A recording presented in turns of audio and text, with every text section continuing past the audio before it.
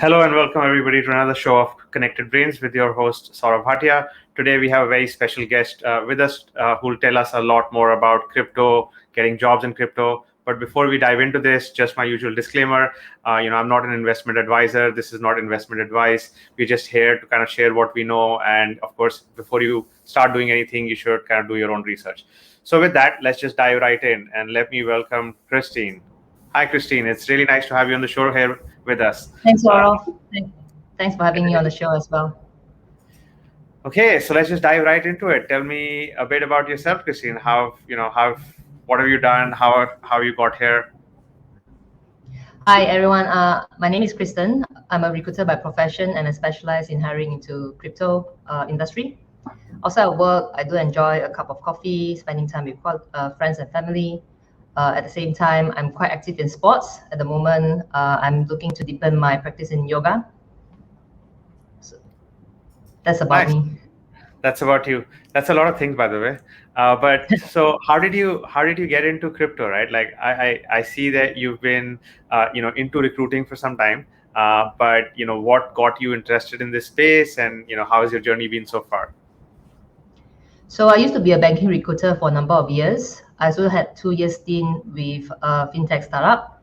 So since I joined Grid in 2020, I first started focusing in hiring across Fintech companies. So I do payments, I do InsurTech, I do crypto as well. And the more I work with the crypto clients that I had, the more I got drawn into it. So I personally find crypto is a very fast-moving industry. Maybe that's why it kind of suit my personality. We do see that feedbacks coming quite quickly, interview process move quite fast.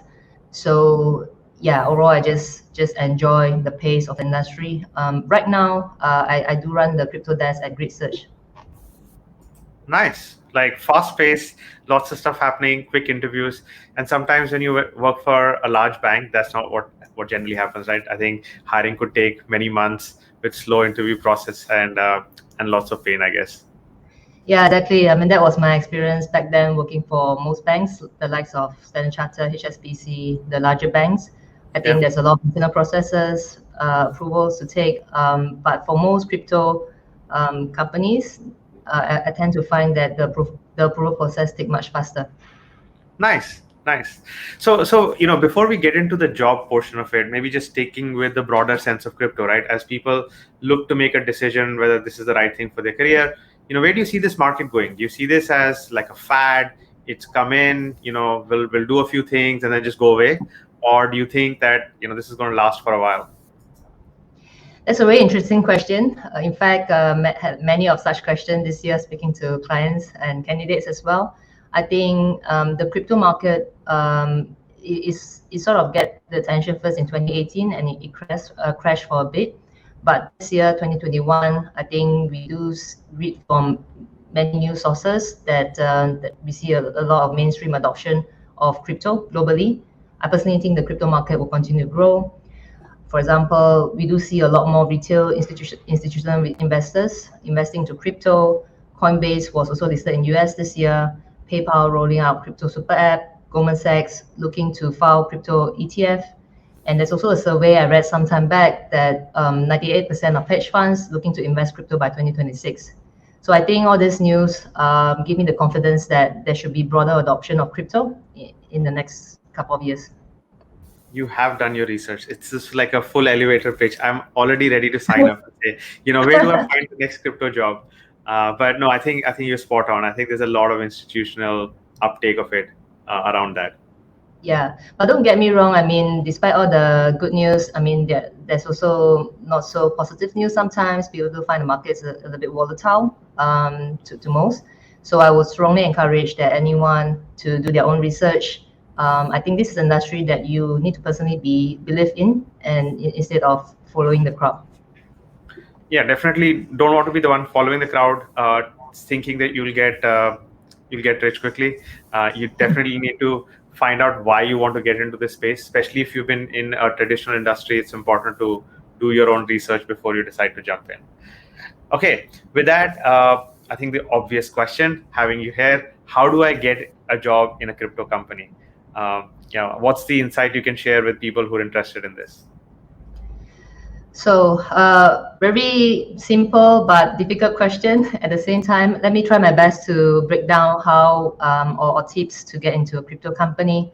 So, crypto itself, I think, is growing at a phenomenal rate. A lot of people do say that crypto expand way or moving way faster than any traditional finance.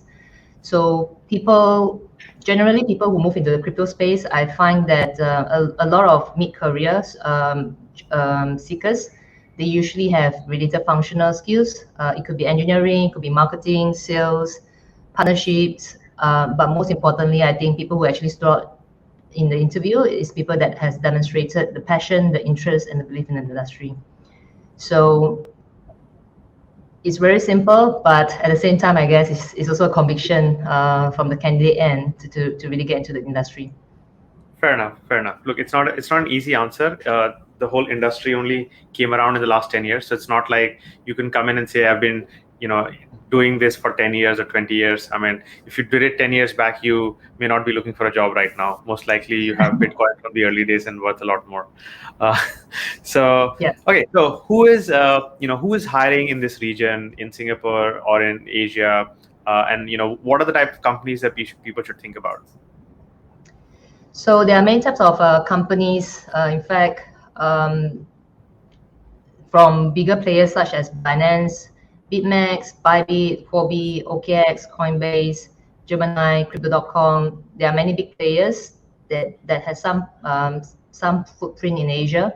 Some of them actually make Singapore their headquarters here. And then there's also smaller players and homegrown crypto exchanges as well, such as Matrixport. There's also Cake DeFi, Autonomy, Propine. All these are also hiring in Asia and in Singapore.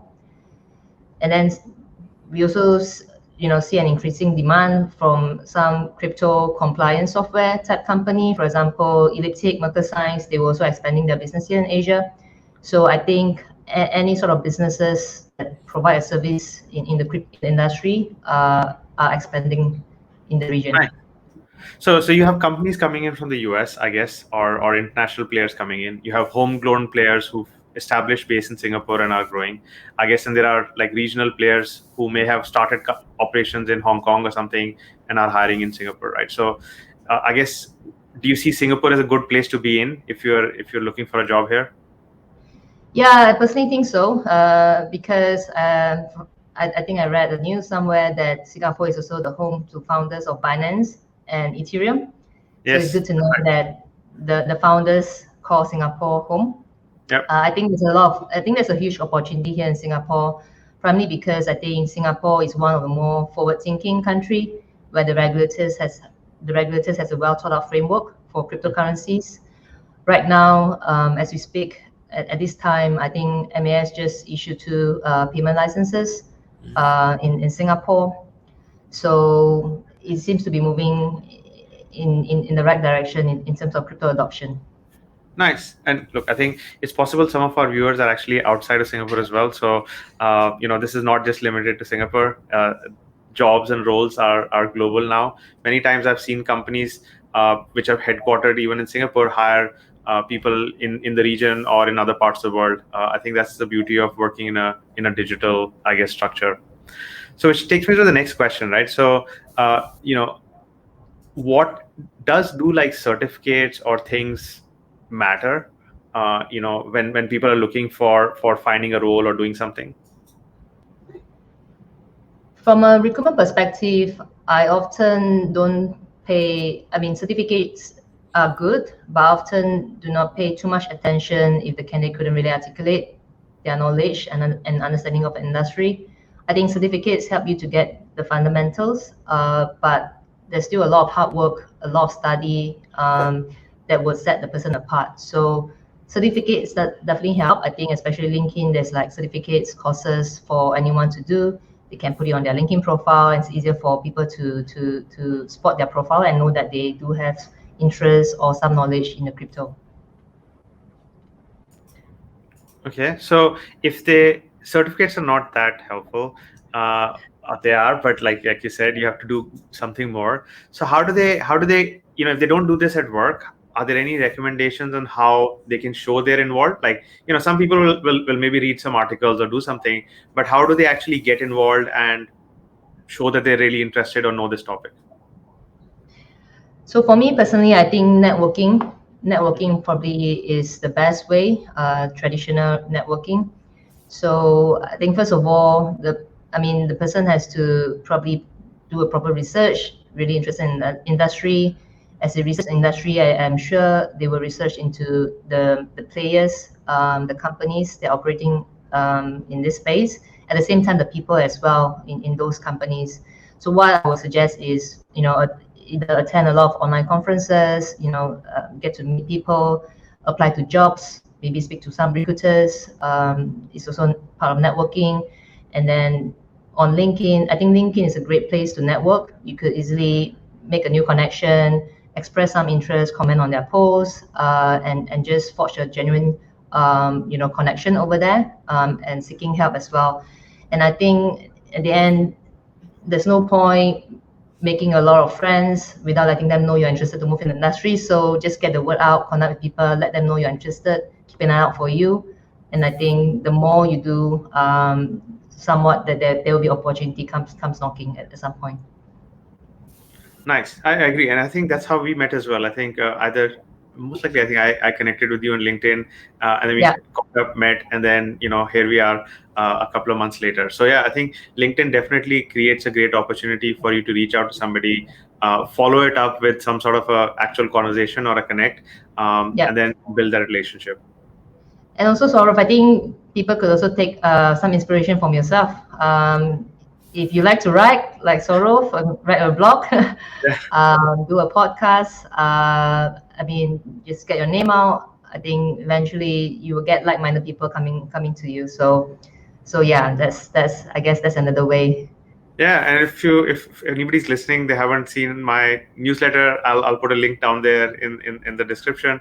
But Christine's right? I think you have to put a little more effort, to put your thoughts out there, to connect with people, and try and give back, right? If you learned something, try and share it with other people so that you can actually connect with like-minded people.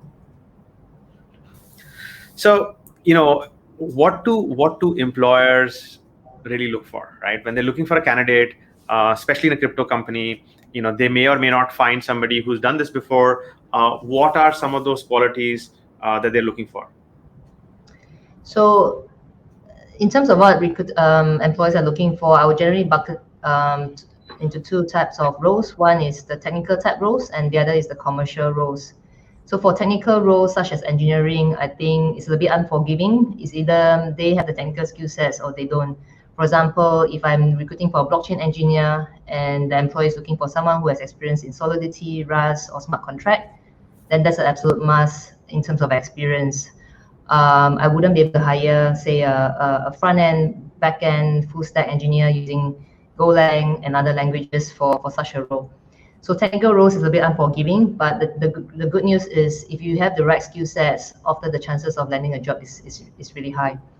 For the commercial type roles, this type of roles will be like your sales, marketing, business development, or even product management type roles. So just an example, I was hiring for strategy, and for such a role, I was looking more into the functional skill set. So employers were really specific in terms of who they're looking for. They're looking for management consultants who has done strategy in their work before. So those were the targeted pool of candidates I was looking for. And say, for example, if I'm looking for a MD to set up a new entity in a new country, I would then look for a different set of skill sets. I will look for their experience in terms of scaling up teams, building up the company from scratch. Would they actually know people, know the regulators, know the bankers on the ground to help them set up? So it really depends on the roles, but I would think that it's way easier to move into a role where the candidate already has some relevant experience. For sure, and I think you said it right. So if it's technical experience or technical skill set, you have to spend the time to actually know the language. I mean, there are enough Solidity courses out there. that you can learn. And if you're technically oriented, you should be doing some of the stuff with the community and building something on the side, even if you're not doing it for a job. And like you said, for the non-technical courses, I think you have to exhibit that you've done that activity, even if in a slightly different industry. So you may not have set up a crypto business, but you should have set up some business in a related field, understand working with the regulators and other people. So that's definitely a good construct to have. So as you know, as people look at this, what are some of the tips or things that you can tell them on how they could stand out as candidates, right? Because one of the problems, I'm sure you hear this often enough, right? People are like, I've been applying for all these jobs on LinkedIn. I've had like 100 applications, not even one wrote back. So how does that even work? Like, help me demystify this, because you sit on the other side of it and everybody's like trying to figure out how to get your attention. Yeah, I think if go by the way of applying to a job, I think CV is the first impression. So if you're interested in crypto, it's very important to demonstrate that on your resume. Either put a snapshot, a summary about your experience, some side projects that you do around crypto, your interest in the space. For example, I did have a candidate that wrote a really beautiful CV. None of his professional experience actually demonstrated that he knows crypto, but he put a summary saying that he's a gaming and NFT enthusiast. And eventually he did land a job in a crypto company. So I think if you go by the route of applying, it's important to put that on the CV so that people know about it. And second, I think sometimes people do apply for a job that's a little bit different from what they're doing right now. So if you do apply for a different role in a different industry, that makes it even harder. So I would encourage, as a first step, apply for a role that you could do comfortably, and then highlight that you are interested to join a crypto company. Yeah, so the way I see this is similar to what you just said, right? If you're, let's say, in finance in a bank, then don't try to get a sales job in a crypto company. You may first try to get a finance job in a crypto company, and then once you kind of establish yourself, build a bit of a track record, go from finance to sales, or whichever way you're doing it, right? I think don't make two moves at the same time. You'll have to do that one move at a time, I guess. Yeah, exactly. You got it right, spot on, Saurav. Yeah, because I've been lucky enough to change roles over time, but I've realized that you almost have to be patient in each move, and each move helps you understand a different context than what you did before, in a way. So a lot of questions which come up are around compensation, right? So people generally would ask, if I made this change, I joined this company, do I need to take a pay cut? Will my base change, total compensation change? Maybe if you could spend a few minutes to explain to people how that would work or how they should think about it. Sure. So I think before specifying the comp structure in a crypto industry, maybe I'll just say or share a little bit more in terms of what candidates could sort of expect in terms of compensation structure when you move from a traditional big MNC into a startup company. So often startup company doesn't pay as well as the banks or big MNCs. So often candidate will need to take a slight pay cut. But on the flip side, a lot of these startups, they do offer some form of equity, so that candidates can have a share in terms of the business. So this would be the comp structure that generally take place in the market these days. So to move from to move into a crypto company, I do find that crypto in general pay better than most fintech companies. So from anyone from traditional finance who likes to move to crypto, I think this is a good choice in order not to suffer too much of pay cut.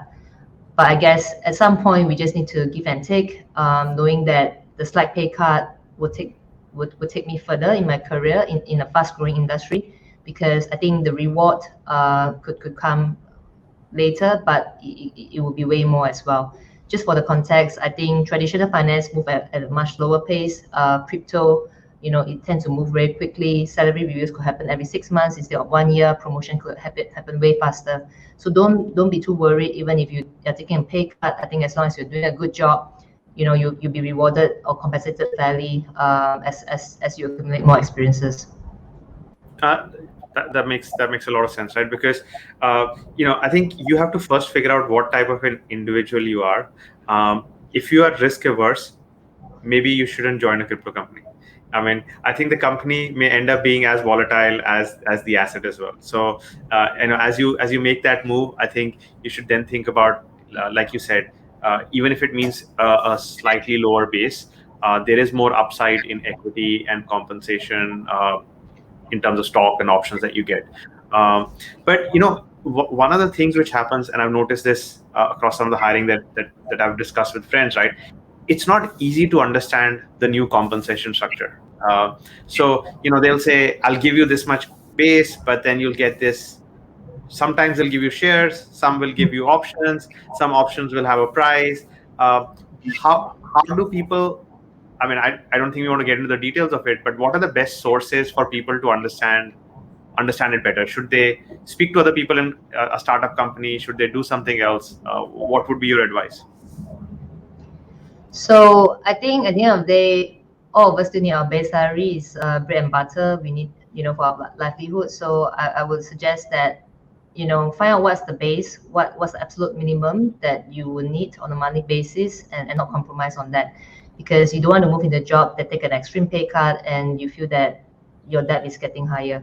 So first of all is to establish the base.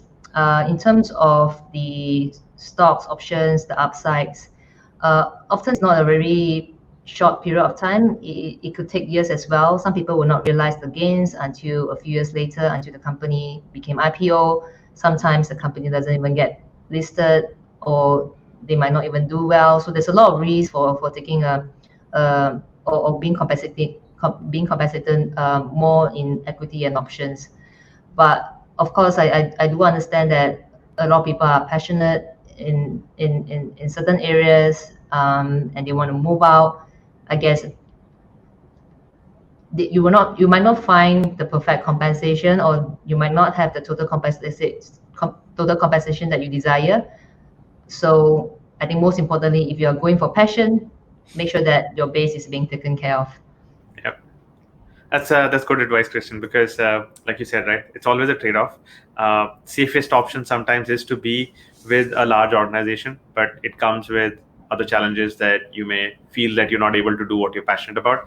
And when you want to go for something you're passionate about, you have to take some risks, but make sure that your basic living expenses and other things are taken care of, so that you don't get into a situation where you're incurring debt or unhappy that you can't make ends meet as well. Okay, so let's get into a few other questions, which is non-crypto related, right? So let me start with, what's your favorite productivity hack, right? And the reason we ask this question is, we have people from all walks of life listening to these sessions, and they actually found this interesting when we asked people for advice on how they improve their productivity. I would like some tips on this as well, but my personal favorite is, if it takes less than 2 minutes, do it right away. So often I think we tend to procrastinate on tasks, but then we'll find a chore to complete all the tasks. So for me, if it takes less than 2 minutes, I try to complete right away. If it takes much longer than that, then I'll prioritize to see when I should look into it. So that's my favorite productivity hacks. The other thing is, I think perhaps it's just more relevant to my own nature of my work. I think we used to do emails all the time, but now in a fast-moving world, oftentimes we don't communicate through email as much. So we just do WhatsApp or Telegram to get things moving faster. People are replying way faster as well. So that's another way to get things moving fast.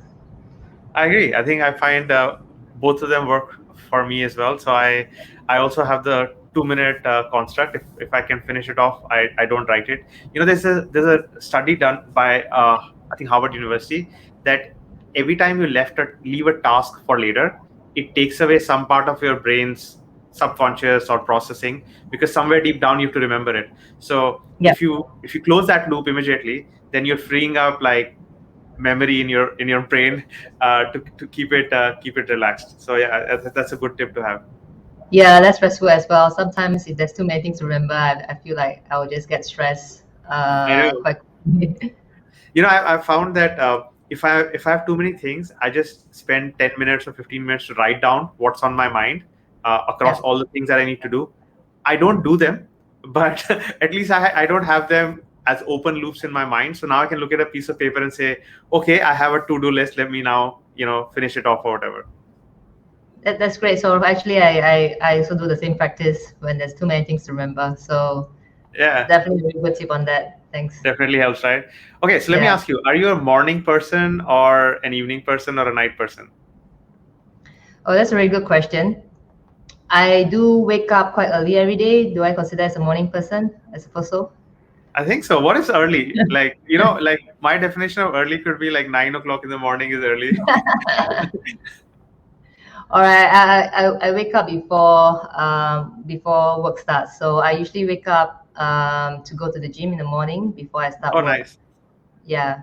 So I try to get workout out of the way in the morning because I sometimes if there's too much work, I tend to not prioritize my health first. So Yeah. I try to get workout done in the morning, and that's often less distraction. Yeah. So that's my morning routine at the moment. That's good. Actually, I've maybe I'm older. I've tried various options of like morning, afternoon, and evening workouts. Um, so I've done, during COVID last year, I used to exercise at like maybe 7:30 or so, because you didn't have a commute coming back from office, so you could just like stop work and start exercising. I've done it in the afternoon or at lunch breaks, and then now I'm again trying to do it in the morning, and I realize actually the morning is the least stressful, because if you can get up early, you can exercise, get it out of the way, and then you have a clear day ahead of you. Yeah, totally. And Okay, I'm glad you found a routine for yourself. I am trying. I'm trying. I realize that if you work too hard and you don't exercise, it just the body starts like taking a hit after a while. So you need to keep exercising. Okay, so let me ask you another one. What do you think the world would look like in 5 years? So I think the pandemic has sort of changed the way we work Hmm.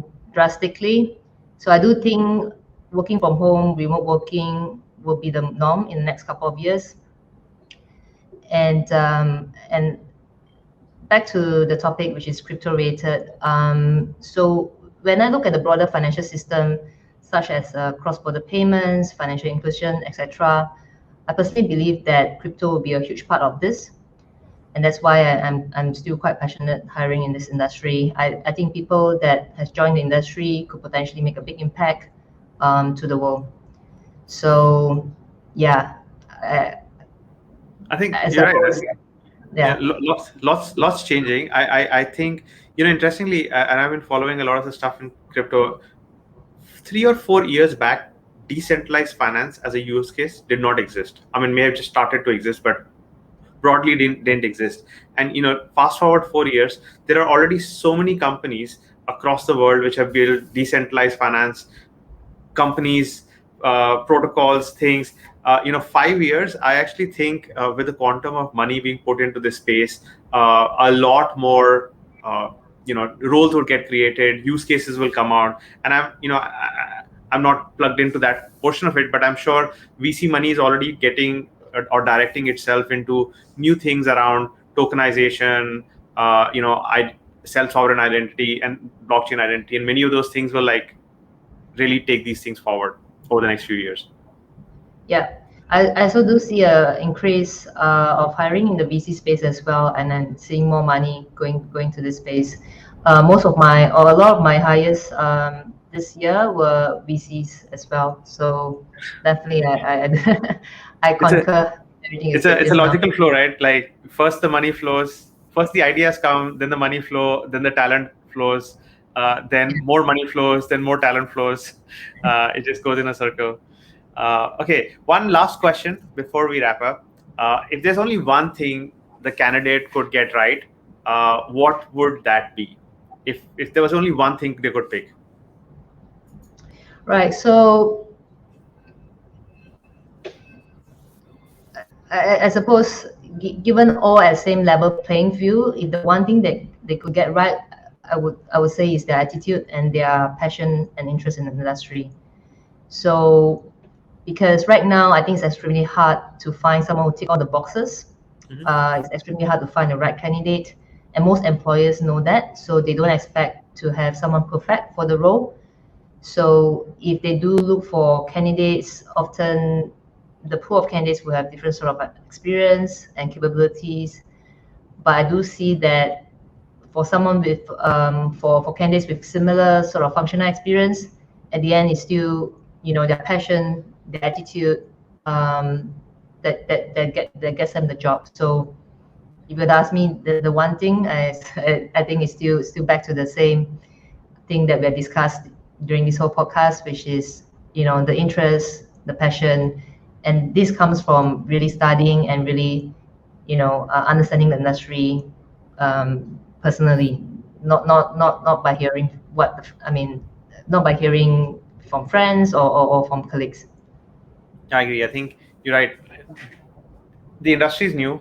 There aren't as many people around, so it's still a good opportunity. But you have to show that you've invested your personal time in understanding it and doing things with it. And one of the things I find interesting about crypto is it's also a very fun space, right? Like, let me show you this. If I can make this work, right? Like, so you actually, if you really embrace crypto, you have to embrace the fun side of it, right? When you say looking for a job, you do something like this, and then you like maybe put something like that. But it's that mindset in crypto, right? Crypto is not only about like all being serious in a tie and everything. The culture is work hard, have fun, and kind of build and work with the community to make a difference in what's happening. Yeah, absolutely. All right.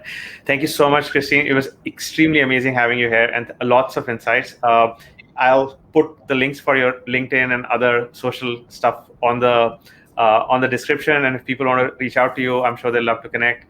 Thank you so much for being here. Thanks for having me, Saurav. Thank Thank you. you.